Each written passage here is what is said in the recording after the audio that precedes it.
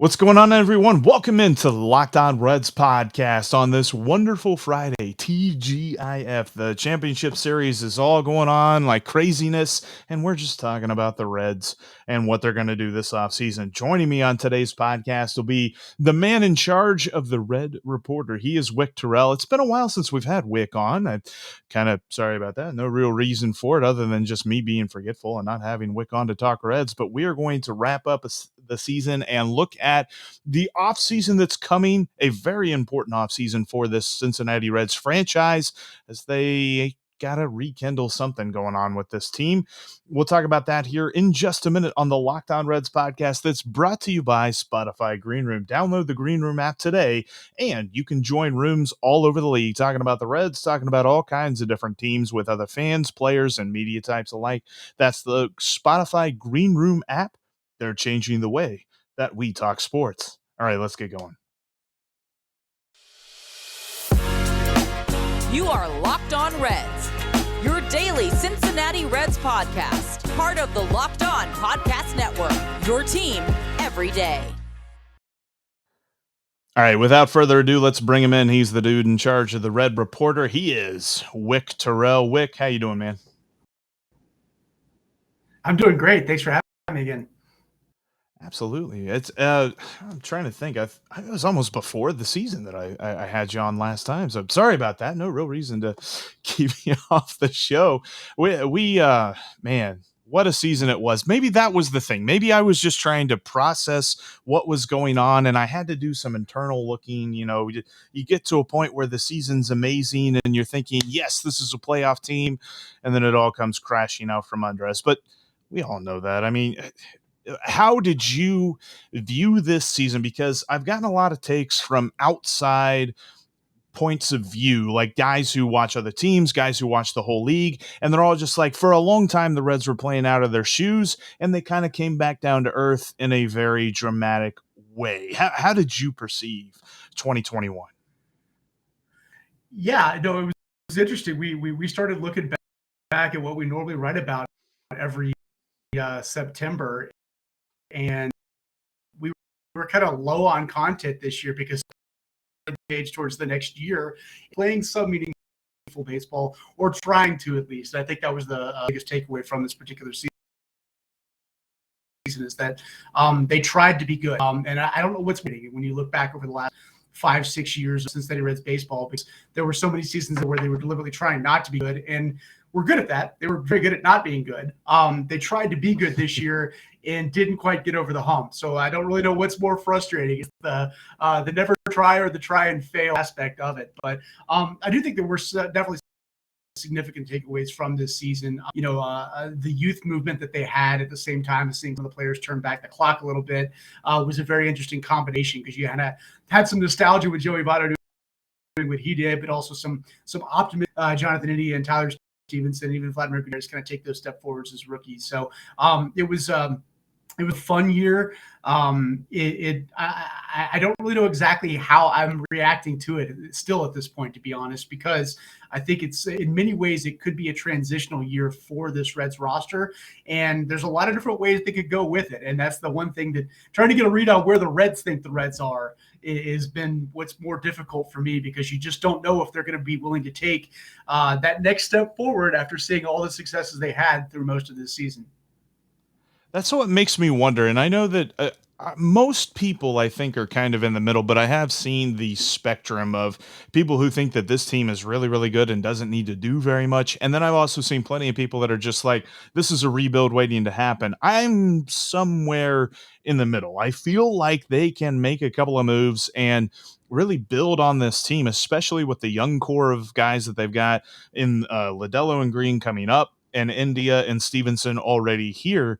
Now, you obviously need a few more people to fill out a baseball team, but I feel like those are great dudes to start with. And last week I had said something to the effect of, watching Mookie Betts through these playoffs and how he has helped the Dodgers. I think that the Reds have a game-changing type dude. They just have to build around him, and that's Jonathan India. Maybe I'm getting a little bit ahead of myself by saying something like that, but I don't know. I kind of feel like he has the makings of being that catalyst at the top of the lineup that the Reds really haven't had throughout my entire lifetime. Is that like 2 out there? I mean, Mookie Betts is hands down one of the 2 or 3 best baseball players in the game. If the Reds can get anything close to that out of India, obviously it would be a development that would fuel them for the next, I was going to say decade, but for at least the next 6 years before he would reach free agency if they don't sign him long term. Right. But no, I agree with you. There's aspects of him that he brings to the table. He brings the on base ability. He brings the flair on the bases. He brings the ability to kind of shake things up, both in the field itself. A solid defender who I think is just going to get better the more time he plays at second base. A piece around whom I think you can build, and I think that was the one of the biggest takeaways from this particular season is that you knew you were looking at another infielder, whether it ended up being a shortstop or second base. You had to develop one of those from within. You got that into India, and the rest of the infield on the place after that. What Tyler Stevenson did behind the plate, knowing where Tucker Barnhart is in his contract status and we're 31 years old, you needed to solve whether or not going to be a piece that you could build around there also. I think the Reds, that's the biggest thing that I kind of look at with where this Reds club is. And when I said kind of a transitional year earlier, what it meant was they found out that they could be pretty good with what they've got, but they also very much identified what they don't have. This isn't a club where you go into the offseason and you're like, well, I don't know, hopefully this works out there, and we're not sure what we're going to get there. No, you know what the Reds are good at right now. They've got a lot of starting pitching down as any team in baseball heading in there. And you've got young pieces to build around. A lot of money tied up in infielders you can't really move, but then you got to fix the bull to fix the outfield. And that's where I think this Reds club is interesting, because it's not 5 or 6 different things that could be what they need to fix. The question is,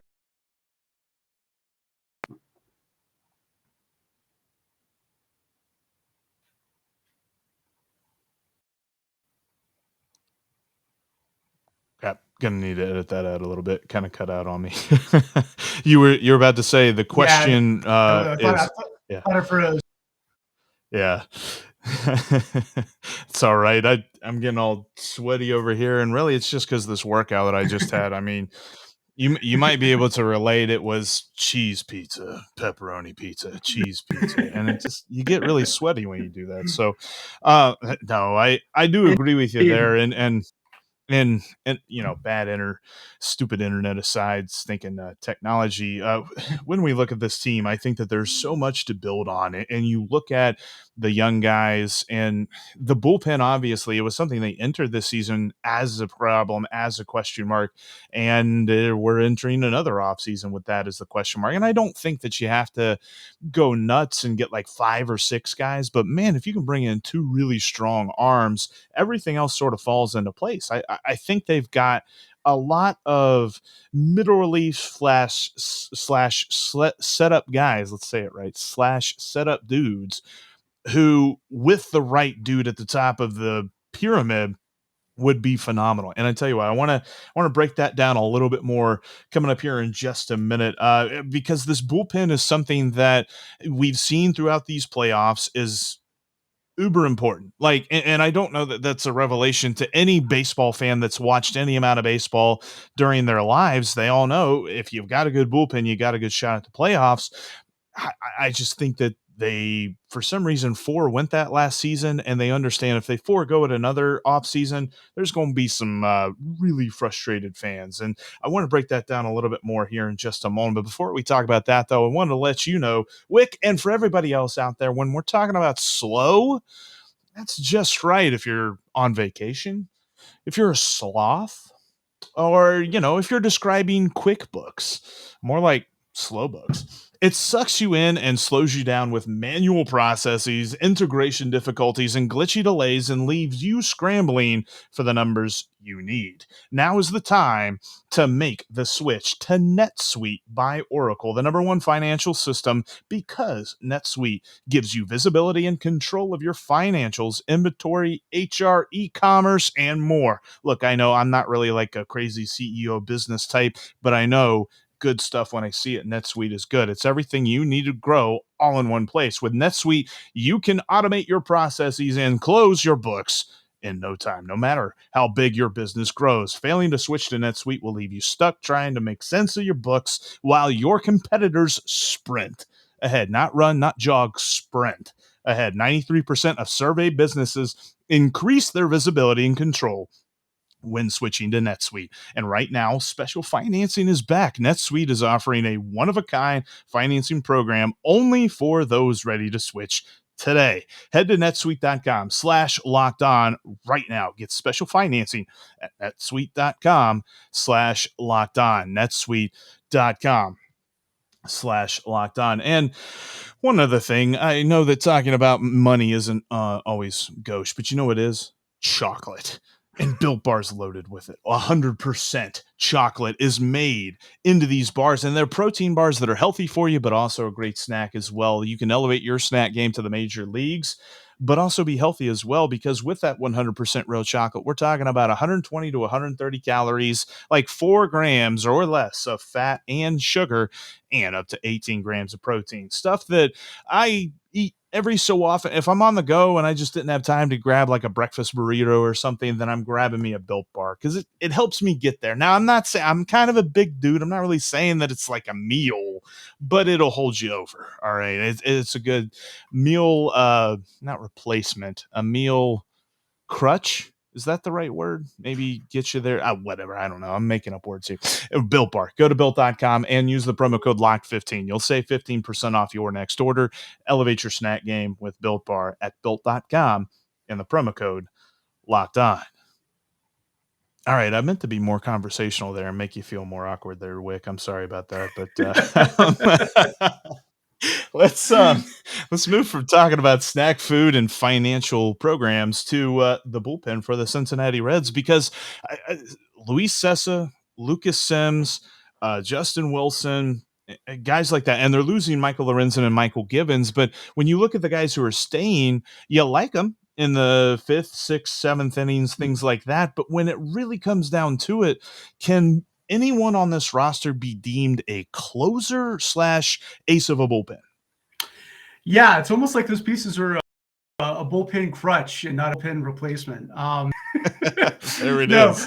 I think the Reds need to address the bullpen. I think that's pretty clear. I think it's something that they've needed to do for a while, but I think it kind of it hinges on what they want to do with the rotation. And I think that's a good thing to have, but something they've got to be definitive about. I mean, you've got the entire rotation coming back. Like, that's very few teams that were successful in the 2021 season, and I'm counting the Reds as being successful. Teams that were decent enough during the season and are also bringing back all of their starting pitchers. The Reds are doing that, and they have 2 of the top 20 prospects in the game who pitched in AAA and are supposed to be ready at some point next year. I think that's one of those aspects the Reds really have to kind of drill down and find out.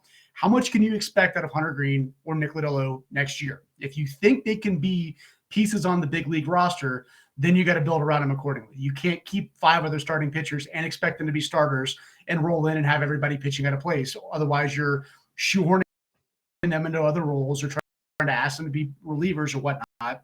If you want to bring them up as relievers and start them that way, not something I think is the best path to take, but it's something they build around, find out, know how much you can count on those guys, because on a team that's going to operate on a budget the way that they always do, if you've got that much money also tied up in the starting rotation and you've got needs in the bullpen, what role those 2 guys are going to play, that can allow you to kind of make some moves and free up spots to build in that bullpen. But I think they do know very well that the bullpen is a spot they've got to address. Cessa's a good piece. I like the way he pitched last year. A guy who I think they can lean on going forward, but not a closer. I think you still need to find that back end guy, especially with no Lorenzen around anymore also, and make a way to deal with that and then work backwards from the bullpen. Let's point that out, because there are a couple of guys who are leaving this team, and I want to know. Look, I understand, and we talked about this off air before we started recording, but I understand everyone's trepidation and feeling like the Reds front office isn't going to do anything. I join that chorus of people that is worried that this team might just sit on their hands. On the other side of the coin here, I want to pretend like they're actually going to do something. So if they're going to do something, and if Wick Terrell, your name was actually Nick Kroll, and you actually lived here in Cincinnati and not the wonderful state of Colorado, which one day I will visit, what would you do with guys like Lorenzen, Givens? What would you do with Tucker Barnhart and Wade Miley, guys with options who are leaving this ball club who maybe they're somebody that you want to retain, but do those guys fill any? Wade Miley, I think, is a guy that I would start with. Would you keep him? I think you pick up his option for sure. I mean, for $10 million, even though he's going to be 35 years old next year, I think he's a guy who is worth that salary. The question is, does he fit into your plans? When you've got guys like Luis Castillo, who's going to be getting a pay raise significantly, Tyler Mahle as well through arbitration, Sonny Gray still under contract. That's a lot of money tied up in the top end of a rotation. I think Wade Miley is worth that. Do you pick it up and then try to trade him? Or do you pick it up and then try to move one of the other guys to kind of sort that out? I don't think you just let him walk. I don't think you buy him out for $1 million. He's better than that. Somebody else is going to be willing to be interested in him if you aren't at that. I don't think you can simply just let him walk. And I think that's kind of a parallel to what the larger discussion here is that, baseball teams have been operating under these pandemic conditions and reduced revenues and reduced payrolls for the last year and a half. I think you have to enter this offseason realizing that teams are going to be willing to spend a little bit more this winter than they were this time last year. And with fans back in stands and teams making more money again, I think it's going to be a little bit more of a ramp up than last year. I don't think you can afford to be just as frugal as you were this time last winter. And the Raisel Iglesias deal, which was a pure salary dump, I think if that deal went down in these current conditions, the Reds would have had a lot more power in that regard. You don't just cut Archie Bradley under these offseason conditions the way you did last year. $10 million for Wade Miley, that's a much more appropriate price for him. I think the same goes for Tucker Barnhart. I think Tucker could be a very big piece for this Reds club next year. If you don't pick him up for $7.5 million, you're going to have to solve the catching position somehow, because for as good as Tyler Stevenson is, he's not catching 162 games. Hopefully he's not catching 120 games. You're getting somebody else who can kind of rotate through there. Both guys who I think you have to pick up. That said, that's $17.5 million for the Reds. That's a lot of money. If you're going to spend there, you're going to have to sort it out elsewhere. But I think those are two pieces you absolutely have to keep control over. And they do that, and then they sort it out after the fact. I think about Tucker, the reason that you keep him is that you can also use Stevenson at first base. I think everybody kind of knows that the DH is coming. And I think that the two guys on this roster who should pretty much monopolize time there are Joey Votto and Jesse Winker. I don't know exactly how you play that because it's not really a platoon because they're both left-handed. But for the fielding aspect of things, those are the two guys who you are better off. And I know that Joey's had some nice games, but he also kind of had some rough games too.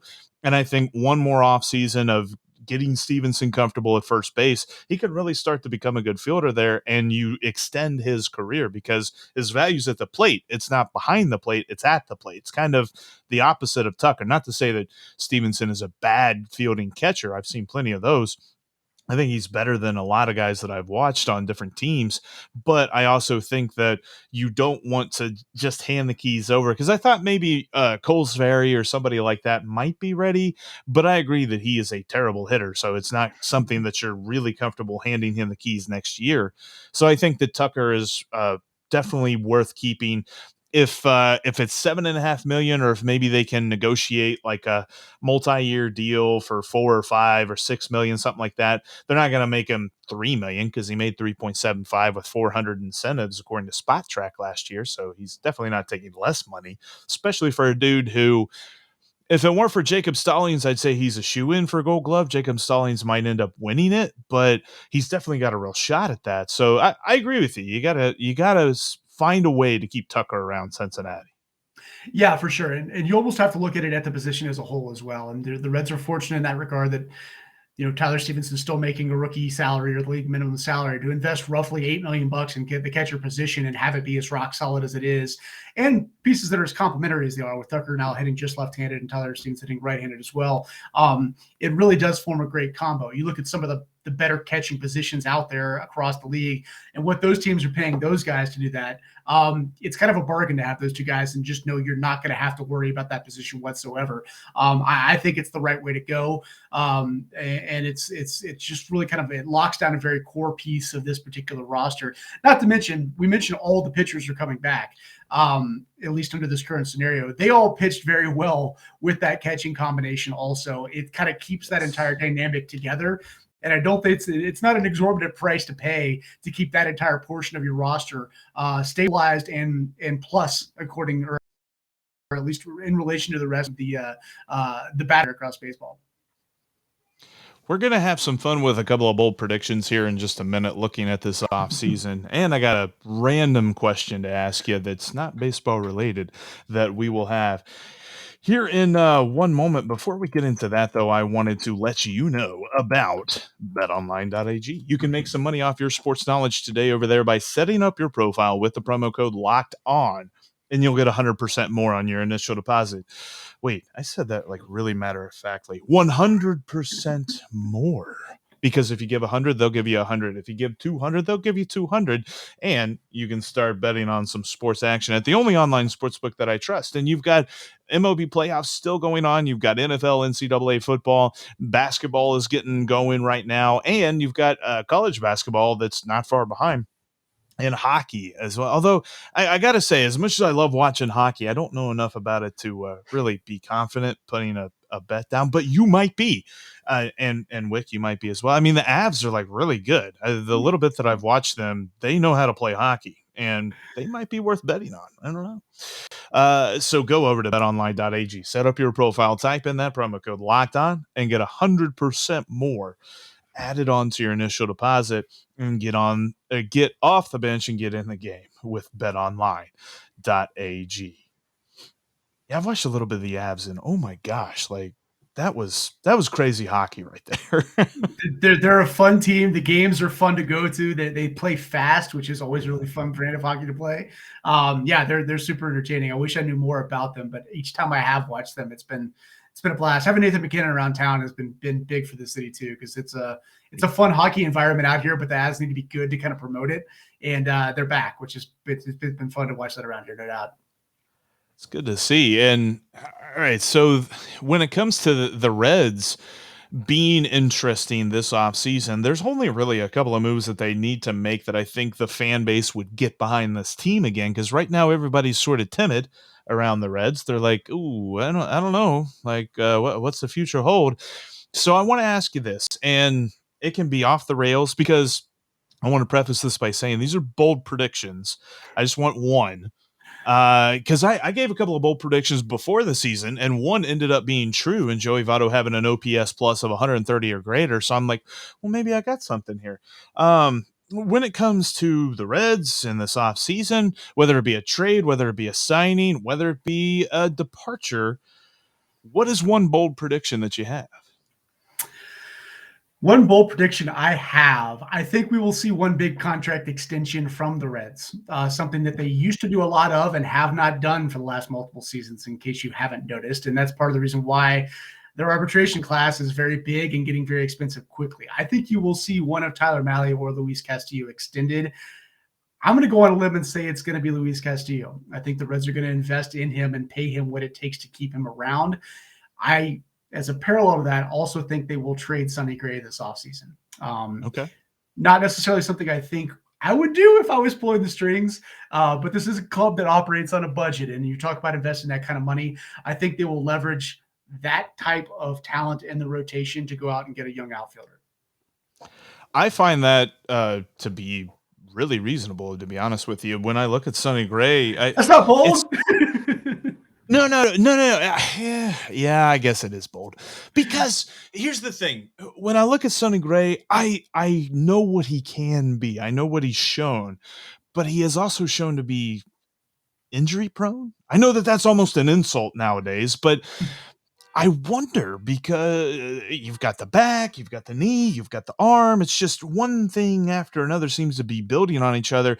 And the thing that I can't get out of my head is in spring training, whenever they talked about the back injury, he used the words, not Nick Kroll, not David Bell, not a trainer. Sonny used the words, "It's something I'm always going to have to deal with."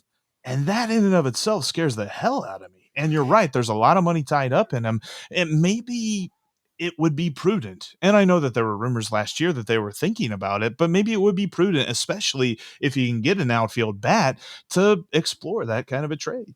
He's kind of a before his time pitcher. You know, he throws a lot of pitches. He gets a lot of strikeouts. He doesn't go deep into games. He'll get you 25-ish starts a season, which in the modern era of baseball, that's kind of what your prototypical number 2, number 3 starter is these days. There are very few workhorses out there. He's not one. He's very good at what he is, though, and I think that's the one aspect about it that I think still has a lot of value on this particular trade market this winter. On top of that, you look at where the Reds have their money tied up. Guys like Mike Moustakas, guys like Eugenio Suarez didn't have very good seasons the last year and a half. Joey Votto is obviously not getting moved. If the Reds are going to try to move some of the players they have, they're making good money off of their roster right now who have actually lived up to their contracts. Sonny Gray is one. And we talked about the pitching depth that this Reds club has. If you've got Hunter Green and Nick Lodolo there, I think Sonny is one of the very few players they have who they can move all the money off the contract off of their payroll, get something good back in return for him, and still be able to move forward in a very proactive way. So I think he's probably the best realistic trade chip they've got of their veteran players. It just seems to me like a move that these kind of Reds, this kind of club would make. And you look up at clubs like maybe the Atlanta Braves, who now has a glut of outfielders after making their additions at midseason, a bunch of young, talented outfielders, Drew Waters, Christian Pache as well, trying to make a move in one of those regards and get an established outfielder for the next 5, 6, 7 years for a guy that you can kind of, in theory, replace from within with what your top prospects are. It just seems like a move they might try to consider. So maybe that's not so bold. Maybe that just makes sense, right? No, I'm with you. I like it. And I like the extension for Castillo because that's something that they absolutely have to do. I felt like it was something they should have done last offseason as well. But when I look at it, I think if I were to give a bold prediction, and I put us both on the spot, which, by the way, you did a lot better at this than I was. I've had this time to think, and I still haven't come up with a super bold prediction. I think the bold prediction that I have is that they will acquire an outfielder to replace Castellanos. I don't think that they're keeping him. I don't think that is a new idea. I think most Reds fans have worried about this pretty much since they started collapsing there at the end of August and into September. Is like, oh, well, Castellanos is gone. Castellanos, I think, was probably going to be gone anyway if they made the playoffs. But I think that he is going to get an offer of like 22, 23 million per for like 3 or 4 years. And I just think that the Reds don't have any appetite to match that kind of a deal. I think that Castellanos, people are like expecting like, oh, he said all these really awesome things and he loved playing for Cincinnati. Well, there was a former pitcher who won a very prestigious award that also said these same things, but ultimately got offered way too much money for the Reds to match. And whether or not he gave them the first right of refusal was kind of moot because they were like, ha, that's great. You have fun over there. They're probably going to say that to Castellanos too. And I've loved his time here, and I wish he would remain a Red, but I think that they are going to look for a replacement, whether it be on the free agent market. I've seen people float the name of Jorge Soler and guys like that out there. That's a possibility. Or maybe they go and they make that big trade, whether it's Sonny Gray or some other people that are involved to bring in another guy. You're probably not getting Castellanos himself, but maybe a different mold of an outfielder that's going to nail down. And I almost wonder if they look for a center fielder this time because they've built a roster around corner outfielders and quarter infielders. And I think that they understand that that's not a good way to do business. I wrote an article earlier this week looking at the Reds' lack of base running ability and lack of speed and lack of running at all. The team stole 36 bases all year, dead last in all of baseball. 12 of those were India. Yeah. and they still managed to get thrown out the 11th most in all of baseball. So 4 steals and a terrible steal percentage. You look at the guys they had in the outfield, their outfield defense was the second worst in all of baseball. You look up at where they could address things on the margins and try to get better without just spending a lot of money on a guy who hits a lot of home runs. Speed and defense and addressing outfield defense is something I think they can try to improve on. I almost would prefer they go after a guy who can play a very good center field if it's a guy who can still hit a little bit also. And you take that lump on not having the Castellanos bat in the lineup, but get a little bit better elsewhere, including on defense. I think center field's a spot where they could really stand to upgrade. And that makes you wonder what they did at the end of the last season, if that was something that they were legitimately considering with Jose Barrero getting a lot of time in center field, because I feel like he's the kind of guy, if he turns into what he can be offensively, could be that kind of profile player. I don't think I like that idea. It'd be great if they had 2 of them and one could play shortstop and one could play center field. Yes. But the concept of getting a guy who's a very athletic, very plus defender in center field who can still hit a little bit also might be the better way to go for the next 3 or 4 years down the road, I think. I agree, and I got that weird off the beaten path question to ask you in just a minute, but before I ask you that, Nick Senzel part of this equation at all? I think Nick Senzel's like you uses your insurance policy, and I don't think you can plan around him anymore. Yeah. We talked about the idea that the DH might be in the National League next year. It's kind of counterintuitive at the start, but the more you think about it, the more versatility you have, that fits better with a DH than it does without it, because that means you can rotate a guy through the DH every single day. You got a guy like Nick Senzel who can play third, second, maybe short in a pinch, all over the outfield. I think he fits in great as your utility guy next year, and I think that's kind of how you have to bank on him, because you can't pencil him in as a starter at this point. It's sad to say. Hope he proves me wrong. Tyler Naquin was a guy who was in a similar circumstance last year, and he showed up and got a full-time job. I think you kind of count on Senzel as a guy like that at that point, and hope he proves you wrong and stays healthy enough to. I'm with you. I think and I've said this before, like if they were looking in-house, I would hope that Nick Senzel would be the guy who could step up and fill a spot when they need him to. But from a fan's perspective, that's what I'm saying. From the leader of the team, from the front office, from the folks who are building this roster, that's not what I want them to be thinking. I don't want them to be hoping for Nick Senzel to be that guy, because you're right. You cannot plan on him to be there and be available. Like, hopefully the talent's there, but again, that's the word hope, and hope's not a strategy. All right, let's end it with this, because I see different pictures and things like this on Instagram. Plus, you live out in a place where this is awesome. As a person who likes to get outside and walk around and get out in nature and kind of do a little bit of hiking, you really don't hike in Ohio because it's flat and stuff. But what's the last time you went hiking? Tell me a little bit about that and where you going next. Oh man, last time I went hiking, I lucked into some good October weather, which is tough to do in the high country up here. For instance, last year it snowed 2 days after Labor Day, so getting into middle of October and still having it be warm enough to be up in the mountains without a foot of snow on the ground was a plus. So last week I actually ended up in the Holy Cross Wilderness area, which is like south of Eagle, Colorado, like 2 hours west of here. Hiked up to Lake Charles and Mystic Island Lake under Fool's Peak in the Sawatch Range, which is one of the more pretty areas in the state. One of the more hard to get to spots in the state. It took about 11 and a half miles round trip and a couple thousand feet of elevation to get up there. But got that in. It snowed 2 days after that, after I got back. So that's now under snow.